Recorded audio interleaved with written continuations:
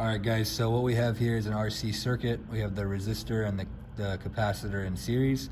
We're using a 1.2 kilo ohm resistor and a 10 microfarad capacitor. And then the bottom plate of the capacitor is connected to ground. Okay, this blue bus here on the breadboard is gonna be my ground. And then I have red and black, these are called alligator clips. That's gonna be basically connected across the circuit. So I'm gonna connect my red clip as my input. This is coming from what's called a function generator, and I'll explain a little bit more about that in a minute. And my black clip to ground. So now this is my input source. So let's take a look at the circuit in LT Spice. So this is the circuit in LT Spice. We've got our source here. That's basically my red and my black alligator clips that I just connected. I got my 1.2K resistor and my 10 microfarad capacitor in series, and the capacitor and the basically the black alligator clip are both connected to ground. Okay, so you'll see some stuff in this pulse here. I'm basically going 0 to 5. I have no delay, 20 picosecond rise and fall times, which is what we're used to seeing. Normally we see 1 picosecond in class, but with function generators, we usually have rise and fall times around 20 picoseconds. And then I'll show where this 120 millisecond period comes from on my calculator right here.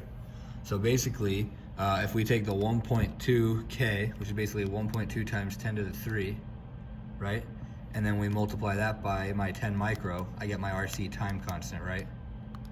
So that will give me 12 milliseconds, right? Well, I want 5 tau for it to charge, and I want 5 tau for it to discharge, which is a total of 10 tau. So I'll multiply this by 10 to get 120 milliseconds for my total period that I want on my function generator. And to get frequency, I just go 1 over my period, and that gives me 8.33 hertz.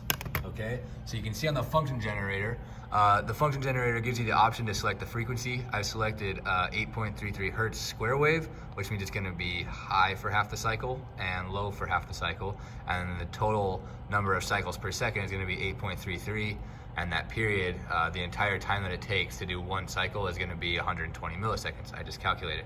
And we talked about this in class today. My amplitude, which is basically how high is it going to go, is going to be 5 volts. Okay.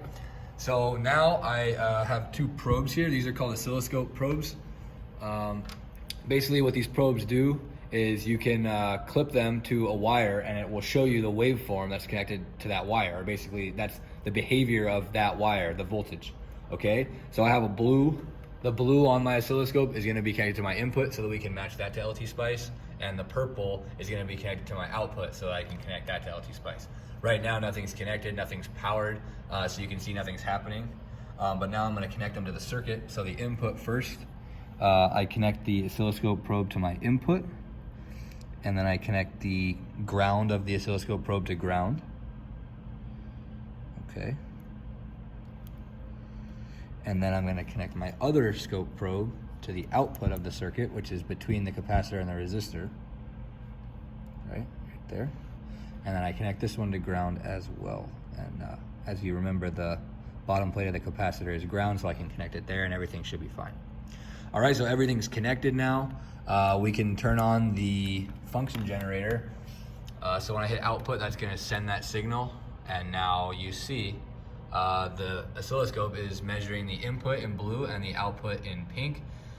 Basically, we get exactly what we see in LT Spice. So let's take a look at what LT Spice looks like. And we are getting the exact same signal. So if we step away a little bit, maybe we can move this over and we can see that they are getting the exact same results. What we get in simulations is exactly what we get on the breadboard when we build this circuit.